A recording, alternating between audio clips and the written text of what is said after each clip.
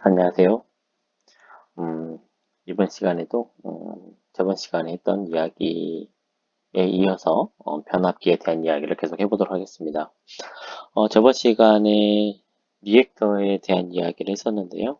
리액터는 변압기와 같은 변압기의 형태를 가지고 있고 2차 측을 고려하지 않은 형태이다 라는 말씀을 드렸습니다. 그래서 이제 그림 5.2가 리액터에 대한 그림을 나타내고 있고, 그래서 이제 리액터를 하나의 그런 간단한 회로로 이제 구성을 해보면, 하나의 AC 전원과 그리고 하나의 그 인덕턴스 L을 가지는 그런 회로로 우리가 볼 수가 있다는 것이죠. 이렇게 해서 이제 이 안에서 이제 전압 방정식을 세워줄 수가 있는데, 우리가 보통 일반적으로 알고 있는 키르호프의 전압 방정식이라는 게 있습니다. 키르호프의 전압 방정식은 뭐 공급되는 에너지는 소모되는 에너지와 같다라는 그런 식이 있고, 그 식에 의해서 본다면 원래 이 L에 의해서 이제 소모되는 전압 우리가 이제 어, 부하 전압이다라고 본다면, 소모되는 전압을 부하 전압에 대한 개념으로 보면, 우리가 보통 이제 부하 전압이다라고 해서 인덕턴스의 전압을 VL로서 이렇게 표현을 하는 거잖아요. 부하 전압을 표현할 수 있게 되고, 이제 공급되는 전압의 극성을 플러스 마이너스 AC라서 극성은 따로 없지만 극성을 표현해 주자면 플러스 마이너스로 이렇게 표현해 줄 수가 있고, 부하 전압은 소모하는 것이기 때문에 플러스 마이너스의 극성을 가지게 됩니다. 그렇게 해서 이제 키르호프의 전압 방정식을 세워주면 공급되는 전압은 내부에서 소모되는 부하 전압과 같다라는 식을 얻을 수가 있게 된다는 것입니다. 그런데 우리가 이제 그 전에 했던 그 식을 보게 되면 공급되는 전압은 이 공급되는 전압과 이 원의 합은 제로가 된다는 식이 되어 있습니다. 그래서 이 식을 가지고 이거 전압 방정식이 잘못된 거 아닙니까? 라고 이렇게 이야기하는 경우가 있는데요. 여기에서 이 원에 대한 우리가 생각을 해야 되는 건 어떤 거냐면, 이 원은 유도 기전력입니다. 유도 기전력에 대한 개념이에요. 그렇기 때문에 일반적인 우리가 이제 부하 전압이 아니라 유도 기전력이고, 이 L에 의해서 만들어지는 유도 기전력은 이러한 변화를, 전류에 대한 변화를 방해하는 방향으로 만들기 때문에, 그래서 이 원의 원래 방향이 이렇게 이 전원을, 이 전류를 방해하는 방향으로 발생을 한다라는 것이죠. 그렇게 해서 이 전원에 의해서 전류가 만들어지고, 이 전류를 방해하는 방향으로 이 원이 만들어지기 때문에 결과적으로 공급되는 전압과 그리고 내부에서 이를 방해하는 기전력의 합은 제로가 된다라는 그 식이 만들어지게 되는 것입니다. 그래서 5.1과 같은 식을 얻을 수가 있게 되고요. 여기에서 이제 V1은 입력전압이잖아요. 입력전압은 AC이기 때문에 우리가 보통 AC는 사인표로 나타내죠. 그래서 최대값, 이 V1M은 V1의 최대값이다. 최대값을 나타내고 있고, 그리고 이때 만들어지는 이 원에서 만드는 유도 기전력은 렌츠의 법칙에 의해서 우리가 보통 이제 우리가 렌즈의 법칙을 이야기할 때 두 가지로 이야기를 할 수가 있습니다. 그래서 권선에 따라서 만들어지는 이 자속의 변화를 방해하는 방향으로 나타나는 거하고, 그리고 이 자속인 파이가 자기 인덕턴스 곱하기 전류이다라는 식에 의해서 이 만들어진 유도 기전력이 이 인덕턴스에 나타나는 전류의 변화를 방해하는 쪽으로 기전력이 만들어진다라는 두 가지 식의 형태를 볼 수가 있습니다. 그런데 여기에서 이제 우리가 변압기에서는 인덕턴스에 대한 개념보다는 이제 권선에 대한 개념, 그리고 이 철심에 흐르는 자속의 개념을 보다 많이 사용을 하기 때문에, 이때 만들어진 유도 기전력은 권선수와 N1은 1차 권선수이고요. 1차 권선수와 이 권선 1차 전류에 의해서 만들어지는 자속이 되겠죠. 이 자속의 이 변화에 의해서 만들어지는 기전력이다 라고 이렇게 이제 정의를 하게 됩니다. 그래서 이제 주어진 이 식을 이용을 해서 우리가 이제 우리가 결과적으로 이제 무엇을 계산하려고 하는 거냐면 이 1차 측에서 공급되는 전압의 실효값이거든요. 실효값. 1차. 1차 입력의 실효값과 그리고 1차 측에서 만들어지는 1차 유도 기전력의 실효값을 계산하려고 이런 이제 식을 유도를 하게 되는 것입니다. 미리 이제 말씀드려보자면 AC인 경우에는 우리가 이제 여러 가지 값이 존재하게 되는데 순식값이라는 게 존재하게 되고요. 왜냐하면 AC는 계속 변화하는 값이잖아요. 그래서 그 순간의 값을 나타내는 순식값 그리고 평균값, 평균값이라는 게 존재하게 되고 그리고 또 어떤 게 존재하냐면 최대값 그리고 또 하나 우리가 가장 많이 이용을 하는 효과 이렇게 네 가지 형태로 존재하게 됩니다. 순식값은 말 그대로 V1은 V1 M sin 오메가 t라고 했었을 때 이 앞에 있는 값은 시간에 따라서 계속 변화하는 값이기 때문에 이를 순식값이다 라고 부르게 되는 것이고 우리가 이제 평균값은 우리가 사인파를 봤을 때 반주기 동안의 평균값 그래서 적분을 통해서 계산하게 되는 거잖아요. 파이분의 1 그리고 0부터 2파이까지 사인 오메가 t를 적분해서 얻어지는 값 이런 것을 이제 평균값이라고 이야기하는 것이고 최대값은 이 사인 함수 앞에 있는 v1m이다 라는 값을 최대값이다 라고 이야기를 하는 것입니다. 그리고 이제 실효값이라는 것은 그냥 말 그대로 문자를 풀어서 보자면 실제 효력을 나타내는 값이다라고 볼 수가 있겠고요. AC라는 건 계속 변화하는 값이기 때문에 우리가 이제 이것을 어떻게 보면 직관적으로 비교하기가 너무 쉽지가 않아요. 하지만 DC 같은 경우에는 어떻습니까? 전압도 일정하고 전류도 일정하잖아요. 그래서 이 일정하기 때문에 이제 서로 어느 정도의 효과를 나타내는지 쉽게 비교할 수가 있게 되는 것입니다. 그래서 실효값이라는 것은 AC에 의한 전력을 DC로 환산한 값이다. 환산한 값을 실효값이다. 라고 그렇게 부르게 됩니다. 그래서 실효값은 어떻게 계산합니까? 최대값을 루트 2로 나누어서 계산하게 되는 것이죠. 그래서 이제 평균값은 보통 뒤에 에버리지라고 해서 이제 그 전압으로 나타나자면 순식값은 보통 필기체에다가 아래참자를 쓰는 것은 순식값으로 여러분들이 이제 보는 게 좋을 것 같고요. 평균값은 이렇게 이제 A라는 이 에버리지라는 A를 써서 나타나게 되고 최대값은 맥시멈의 M자 그리고 실효값은 그냥 대문자로 이렇게 표기하게 됩니다. 앞으로 여러분들이 뭐 대문자로만 표기되어 있는 것을 본다? 그러면 이것은 실효값이다라고 보시면 되겠죠. 그리고 여러분들 어떤 가전제품을 보았을 때 우리가 AC 220V라고 하잖아요. 그래서 전압 부위는 AC 220V이다라고 했었을 때 이 전압은 어떤 전압이다? 바로 실효값을 나타내는 것이다. 라고 이제 생각을 하시면 되겠습니다. 이렇게 이런 이제 위에 있는 식을 이용해서 이 원을 보게 되면 이 식을 가지고 이제 이 원은 마이너스 V1이다라는 식을 만들어낼 수가 있겠죠. 그리고 이 원은 마이너스 N1 DT분의 D파이라는 식을 가지게 되고 V1에다가 V1을 대입을 해주면 마이너스 V1M 사인 오메가 T다 라는 식을 가지게 됩니다. 그래서 이제 식 5.2와 같은 식을 얻을 수가 있게 되는 것이고 여기서 이제 마이너스 기호를 서로 없애주고 이제 파이를 계산하기 위해서 양변에 적분을 취해준다는 것이죠.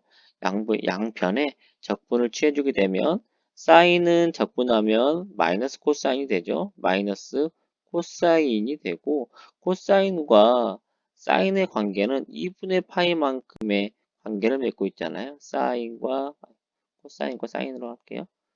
코사인과 사인의 관계는 2분의 파이의 관계를 맺고 있고 그래프를 그려서 본다면 사인 그래프 그리고 이렇게 해서 코사인의 그래프잖아요. 코사인이고, 이제 사인이고, 코사인이 더 2분의 파이만큼 위상이 빠르다라고 볼 수가 있습니다. 위상이 더 빠르고, 그리고 사인은 그만큼 코사인보다 위상이 90도 느리다라고 볼 수가 있겠죠. 그러면 코사인을 우리가 사인으로 이제 변화시킨다고 했었을 때, 그럼 사인은 어떻게 해야 될까요? 사인은. 코사인이 사인으로 되려면, 코사인을 갖다가 사인으로 표현을 하려면 2분의 파이만큼 앞으로 당겨줘야 되겠죠. 위상이 더 빨리 나오게 해줘야 된다라는 것이죠. 그리고 여기서는 이제 마이너스를 없애기 위해서 마이너스 코사인에 대해서 이야기를 했었네. 마이너스 코사인. 근데 여기도 마이너스 코사인을 그려본다면 마이너스 코사인을 이렇게 그려보게 되면 마이너스 코사인입니다. 그럼 마이너스 코사인은 사인보다 2분의 파이만큼 느리다. 그럼 반대로 이 사인은 마이너스 코사인보다 2분의 파이만큼 빠르다라고 볼 수가 있겠죠. 빠르다. 그러면 2분의 파이만큼 빠르기 위해서는 각도를 그만큼 빠르게 나오게 해줘야 된다는 것입니다. 그래서 마이너스 코사인 파이는 사인보다 90도 느리기 때문에 이렇게 사인에서 2분의 파이를 뺀 값으로 이렇게 사용을 하게 됩니다. 아무튼 이런 식으로 이제 이용을 해서 식을 정리를 하고 해보면은 자속인 파이를 간단하게 쓰면 파이 m 사인 오메가 t 위에 있는 식을 그대로 이용하면 되겠네요. 위에 있는 식을 그대로 이용해서 파이에 대한 식을 만들어낼 수가 있고 어차피 사인 앞에 있는 값은 최대값이잖아요. 최대값. 이 최대값과 원래 이 식을 다시 쓰게 되면은 오메가 n1분의 v1m 사인 오메가 t 마이너스 2분의 파이가 되니까 파이 m 자속의 최대값은 이 다음과 같은 식으로 얻을 수가 있게 됩니다. 그래서 이 전압에 대한 최대값에 대한 식으로 정리를 하고 오메가는 각속도이잖아요. 이 파이 f를 대입을 해주게 되면 실효값을 1차 측 전압의 실효값을 다음과 같이 구할 수가 있게 됩니다. 이러한 방법에 의해서 이런 방법을 이용을 해서 1차 측에서 만들어지는 유도기전력의 식에다가 자속 파이에 대한 식을 대입을 해주고 미분을 통해서 값을 계산해 보니까 이 원이라는 값은 이렇게 사인 오메가 t의 마이너스 파이만큼 이 위상 변화를 나타나게 된다는 것이죠. V1m 사인 오메가 t인데 지금 이 원은 이 마이너스 파이만큼 위상 변화가 나타나게 됩니다. 그리고 여기에서 이 마이너스 파이가 붙게 된다는 그만큼 위상이 각도가 그만큼 늦게 나오게 되는 거잖아요. 원래 파이의 각도가 나와야 되는데 만약에 오메가 t가 파이라고 한다면 파이에서 파이를 빼버리게 되면 원래 파이 각도를 넣어도 몇 도의 값이 나오게 됩니까? 0도의 값이 나와버리게 되는 것이죠. 그래서 위상이 느리다라고 볼 수가 있게 됩니다.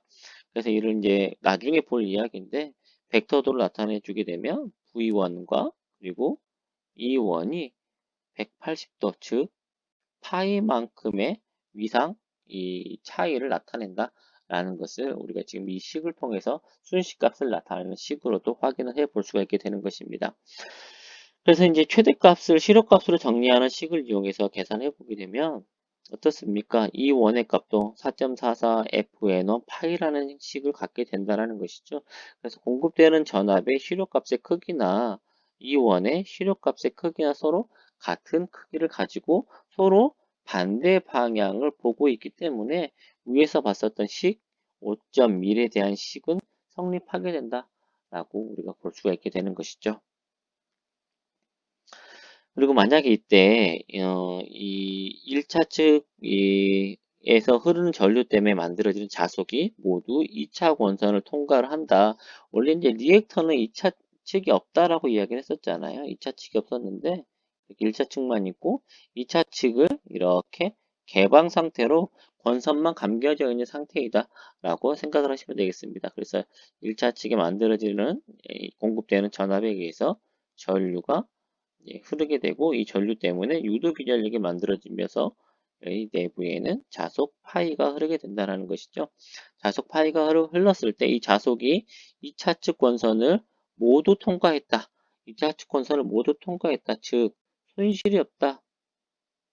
자속에 손실 없이 모두 통과했다라고 한다면 2차 측에서 만들어지는 기전력 E2도 렌치의 법칙에 의해서 마이너스 N2 dt분의 d 파이라는 식을 가진다라는 것입니다.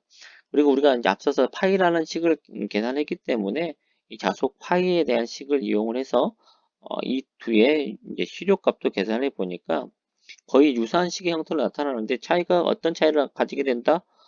여기 권선수만큼의 차이를 가진다라는 것입니다. 그래서 이 원과 실효값을 나타내야겠죠. 이 원은 4.44 곱하기 주파수 곱하기 1차 측 권선수 곱하기 자속의 최대값이다라고 한다면 2차 측에서 만들어지는 기전력은 4.44 주파수 곱하기 2차 측 권선수 그리고 동일한 자속이 흐르기 때문에 이 자속의 최대값으로 나타난다라는 식을 우리가 이제 얻어볼 수가 있습니다. 그래서 이를 통해서 이제 나중에 나올 이야기인데요. 권선비라는 이야기가 여기서 나오게 됩니다. 권선비라는 값이 나오게 되는데 어쨌든 이 원과 이 투의 비율을 보니까 서로 다 같은 값을 가지고 있잖아요. 결과적으로 이 두 사이에 이 차이는 무엇 때문에 나타나게 된다? 권선 수의 차이 때문에 나타나게 된다라는 것이고 권선비를 우리가 이제 A라고 나타나게 될 건데 A는 이 투분의 E1 2차 측 유도기전력분의 1차 측 유도기전력 값으로 쓸 수가 있고 N2분의 N1이다. 이게 바로 이제 권선비다 라고 우리가 이제 나타낼 수가 있게 되는 것입니다. 그리고 이제 이 끝단에 부하가 붙어 있다라고 한다면 어쨌든 공급되는 전압은 모두 소모가 되어야 되는 거잖아요. 그리고 2차 측의 전압이 V2이기 때문에 뒤에 나올 이야기지만 이제 2차 측 전압분의 1차 측의 전압에 대한 식도 이렇게 권선비로서 우리가 유도를 줄 수가 있는 것입니다. 그렇게 해서 여러분들 여기서 우리가 뭘 알 수가 있을까요? 뭘 알 수가 있냐면 1차 측의 전압을 주고 우리가 원하는 2차 측의 값이 있다면 입력값이 있고 우리가 원하는 출력이 있다면 우리가 뭘 조정해서 할 수 있다? 권선비만 제대로 조절해 준다면 권선비만 이 비율에 맞춰준다면 입력에 따라서 우리가 원하는 출력을 자재로 만들어낼 수 있다라는 그런 이야기를 할 수가 있게 되는 것입니다. 그 다음에 이제 자기회로의 오매 법칙에 대해서 한번 보도록 하겠습니다. 자기회로에서 오매 법칙이라는 건 어떤 거냐면 자기회로에 흐르는 건 뭘까요? 전기회로에 흐르는 것은 전기회로에 흐르는 것은 전류이잖아요. 그쵸? 전류가 흐르게 됩니다. 흐르는 것은 전류다라고 한다면 자기 회로에 흐르는 것은 뭐가 흐릅니까? 자속이 흐르게 되는 것이죠. 이 전류를 방해하는 요소들이 있습니다. 방해하는 요소를 우리가 전기저항이라고 볼 수가 있겠죠. 전기저항이라고 볼 수가 있고 그리고 자속을 방해하는 것은 이제 자기적인 저항이다라고 그렇게 이야기를 할 수가 있겠습니다. 그래서 어쨌든지 간에 이제 이 자기회로에서 이 자속과 자기 저항에 대한 관계를 나타나게 될 건데 오매 법칙이라는 게 V는 우리가 IR이다 라는 식을 쓰고 있는데 이게 이제 전기에 대한 이제 그 오매 법칙이잖아요. 전기에 대한 오매 법칙이 아니라 자기장에 대한 오매 법칙도 보면 V는 자기 회로에 흐르는 자속 곱하기 여기에 흐르는 자기 저항이다 라는 식으로 나타내 줄 수가 있게 됩니다. 그래서 이제 식 5.11식을 보게 되면 이런 식이 주어지게 있는 것이죠. 그래서 흐르는 자속 곱하기 그리고 그에 따른 자기적인 저항의 곱은 결과적으로 어떤 게 되냐면 자기 위치 에너지인 자위가 돼서 Vm이라는 값을 가지게 됩니다. 그리고 자기적인 위치 에너지를 또 우리가 다시 이야기하자면 기자력이다라고 볼 수가 있습니다. 기자력이다라고 볼 수가 있겠고, 기자력이라는 것은 결과적으로 자속을 흐르게 하는 원천이 되는 것이고, 기자력은 자속을 생성하는 값은 뭐에 비례를 하냐면 권선수가 많을수록 기자력이 강해지고, 그리고 거기에 흐르는 전류가 강할수록 높은 기자력을 가지게 됩니다. 그래서 자속 곱하기 자기 저항은 이 기자력의 크기를 이용을 한다면 권선수 곱하기 거기에 흐르는 전류의 크기로 나타내 줄 수가 있게 됩니다. 그럼 여기에서 이제 전류의 크기를 보게 되면 전류에 I0이다라고 주어져 있어요. 여기서 이제 이 제로다라는 건 어떤 의미를 가지고 있냐면 부하가 우리가 지금 어떤 형태이냐면 아직 2차 측을 고려를 하지 않았거든요. 1차 측만 이렇게 있고 1차 측에 V1이라는 입력값을 주었습니다. 그랬더니 전류가 흘렀어요. 1차 측에 전류가 흐르고 이 1차 측의 전류에 의해서 2차 측에 유도 기전력이 생성이 되고 그리고 철심 내부에는 이렇게 자석이 흐르고 있습니다. 그러면 이 자석을 생성하는 전류가 있겠죠. 자석을 생성하는 전류. 자석을 생성하는 전류가 있을 거고, 그리고 우리가 앞서서 어떤 이야기를 했냐면 V1의 크기와 V1 그리고 플러스 E1은 0의 크기를 갖는다. 결국에 V1과 E1은 서로 같다. 그러면 V1과 E1이 서로 크기가 같으면 전류는 흐를 수가 원래는 없는 거잖아요. 전류가 흐를 수가 없는데 봤더니 미세하게 흐르는 전류가 있더라 이겁니다. 매우 낮은 전류가 흐르고 있고 이 전류로 인해서 뭐가 만들어지더라? 자석이 생성이 되더라. 그래서 이 전류를 뭐라고 부르냐면 여자 전류이다라고 부르게 되고요. 그래서 이 여자 전류는 어떤 전류이냐면 자석 파이를 생성하는 전류이다. 생성하는 전류를 이야기한다. 라고 그렇게 말씀을 드릴 수가 있겠습니다. 그럼 5.2는 이제 전압과 기전력에 대한 이제 벡터도를 나타내고 있습니다. 그래서 우리가 앞서서 V1을 이제 순식값으로 나타낸다면 V1은 V1m sin 오메가 t였고 그리고 파이는 파이m sin 오메가 t 마이너스 2분의 파이였고 그리고 E1은 E1m sin 오메가 t 마이너스 파이 그리고 E2는 E2 사인 오메가 t 마이너스 파이에 대한 식을 가지게 됩니다. 그래서 둘 사이의 위상차는 얼마큼 납니까? 90도의 위상차가 나는 거 2분의 파이만큼 위상이 벌어지는 거잖아요. 그리고 V1과 E1은 180도 그리고 E1과 E2는 같은 동상의 위상을 가진다라는 걸 볼 수가 있습니다. 이를 이용해서 V1을 기준으로 벡터도를 그려본다면 V1의 벡터 방향에 대해서 E1은 이제 크기만 가지고 봤을 때 서로 같지만 결과적으로 앞에 마이너스가 붙어야 되는 거잖아요. 마이너스가 붙어서 서로 위상차가 E1과 V1은 마이너스의 관계를 갖고 있기 때문에 마이너스 부호가 좀 빠져 있다라고 생각하시면 되겠습니다. 그리고 거기에 따른 90도 느리게 뭐가 만들어진다? 자속이 형성이 되고 이 자속을 흐르게 하는 전류는 어떤 전류이다? 여자 전류이다. 여자 전류에 의해서 자석이 만들어지게 되는 것이고 그리고 E1의 크기나 이 V1의 크기나 서로 같고 E1과 지금 여기 또 오타가 있네요. 여기는 E2이다. E2의 관계는 당연히 크기가 만약에 권선의 수가 N1과 N2가 서로 다르다라고 한다면 서로 크기는 같지 않겠죠. 같지 않지만 서로 같은 위상을 가지고 있기 때문에 같은 방향을 보는 이러한 벡터도를 만들어 줄 수가 있는 것입니다.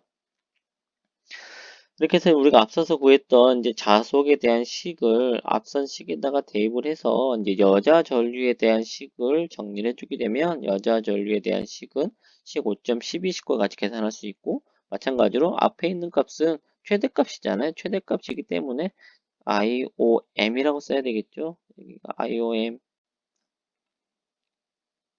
최대값이 되는 것이고 여기도 최대값으로 이렇게 나타내도록 하겠습니다. 그래서 여자 전류의 최대값을 다음과 같이 또 계산해 볼 수 있다 라고 우리가 이제 생각을 해볼 수 있습니다. 그렇게 해서 이제 여자 전류의 크기는 우리가 이제 왜 계산을 한 거냐면, 계산할 수가 있는 거냐면, 이제 자기적인 자기 회로의 저항을 측정할 수가 있고, 공급되는 전압의 실효값을 알고 있다면, 원선수와 이 오메가라는 것은 주파수잖아요. 주파수. 주파수에 사용되는 주파수의 크기에 따라서 실제 여자 전류의 최대값이 얼마가 되는지를 우리가 계산해 줄 수 있다라는 걸 우리가 이제 볼 수가 있는 것입니다. 오늘은 여기서 마치도록 하겠습니다.